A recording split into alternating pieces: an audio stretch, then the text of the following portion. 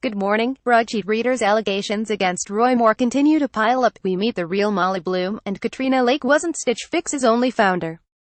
Have a wonderful Thursday. The war on Moore. The allegations against Alabama Senate hopeful Roy Moore, who's been accused of initiating unwanted UAL encounters with minors, are piling up even higher. Yesterday, more women came forward to describe encounters with the Republican candidate, bringing the number of women who have spoken up against the politician to 7. Also yesterday, local news site Elle.com reported that Moore was known to cruise for young girls at the local mall in his hometown of Gadsden. He was allegedly banned from the shopping center because he was bothering girls there. Moore, in an open letter to the conservative talk show host Sean Hannity, denied all accusations of assault and insisted that he did not date underage girls, though he did say he might have dated teenagers when he was in his 30s. His lawyer, Philip Yaregu, is also casting doubt on at least one woman's allegations. Either way, the GOP isn't taking any chances. Politico reports that Senate Majority Leader Mitch McConnell and his top advisors are discussing asking current Alabama Senator Luther Strange, who was appointed to the seat, to resign to trigger a new special election. Meanwhile, the New York Times reports that a state party committee is mulling whether Moore should remain the Republican nominee. They did not comment on the outcome of that discussion. President Donald Trump has so far stayed silent on the matter, though his daughter and presidential advisor Ivanka Trump weighed in during an interview with the Associated Press yesterday, saying, "There's a special place in hell for people who prey on children." This year's Best Fortune this morning revealed its Business Person of the Year list, with Ulta Beauty's Mary Dillon and Lockheed Martin's Marilyn Hewson making the prestigious top 10. Check out the list here.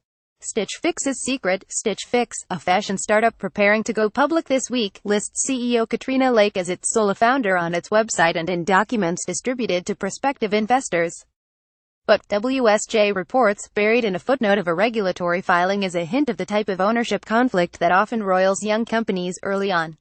It turns out Lake once had a co-founder, named Aaron Morrison Flynn, who has been scrubbed from most company records. In a lawsuit that was settled in 2014, Flynn claimed that they started the company, originally called Rack Habit, together in October 2010. Wall Street Journal. Meet Molly Bloom. The forthcoming film Molly's Game, starring Jessica Chastain, is about a world-class skier named Molly Bloom who went on to run the world's most exclusive high-stakes poker game only to become an FBI target. The real-life Bloom took the stage at Fortune's Most Powerful Women Next Gen Summit to share with the room of entrepreneurial businesswomen some of the lessons she learned. Fortune's So Very Vice. Vice is the latest media company to investigate accusations of UAL harassment by senior employees, following a Daily Beast expose in which the publication spoke with more than a dozen former and current Vice employees about the company's culture.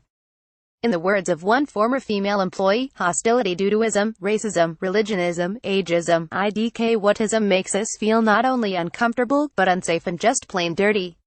Daily Beast. The Cop Gap, a new Politico survey, the first in over a decade, revealed a gender gap at federal law enforcement agencies that's as wide as it was during the Clinton administration. In 1996, women held about 14% of the country's federal law enforcement jobs. Today, that number is 15%.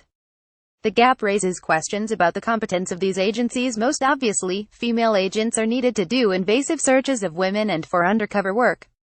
But, at a higher level, any organization that fails to engage half the population in its hiring is leaving behind serious talent, the publication notes. Politico fake news fighter. Meet Renee DiResta, the tech founder who has been battling disinformation campaigns for years.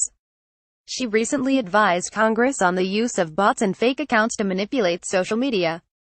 She says she discovered years ago that Facebook's platform was tailor-made for a small group of vocal people to amplify their voices, especially if their views veered toward the conspiratorial. New York Times. Changes. Liza Landsman, the recently promoted president of Jet.com, discussed with the Next Gen audience on Tuesday the adjustments Walmart had to make when it bought the shopping startup. Though Jet's employee happy hours initially moved to local bars, they have since returned to the office by popular demand. And, while Walmart has been selling certain off-rails vibrators for several years, Jet sells products such as furniture and anatomically correct male genitalia, which meant Walmart had to add "gay" in front of its toy department. Fortune. Adios dos Santos. Isabel dos Santos, Africa's first female billionaire, has been fired from her post as head of Angola's national oil company Sonangol. Dos Santos is the daughter of Angola's former president José Eduardo dos Santos, who ruled the country from independence in 1979 until stepping down earlier this year. Forbes estimates her total wealth as $3.5 billion, although she has generally pegged it much lower. Fortune. The Koskins. The Skim founders Carly Zakin and Danielle Weisberg are co-CEOs, a choice they say has made their company stronger. Almost 6 years in, I'm so thankful we have this model because I think it would be completely isolating to go through this alone, said Weisberg at NextGen on Tuesday. We go through the day making so many decisions. The one thing I never have to think about is, can I trust my partner? Fortune. Share today's broadsheet with a friend. Looking for previous broadsheets? Click here. Ariana Huffington ignored UAL misconduct at the Huffington Post. Gizmodo. Jennifer Lawrence says she was punished for standing up to inappropriate director. Huffington Post. Martha McCallum. Fox hosts aren't blonde Barbie's motto the one word that causes Amber Heard to automatically throw away a script. Vanity Fair.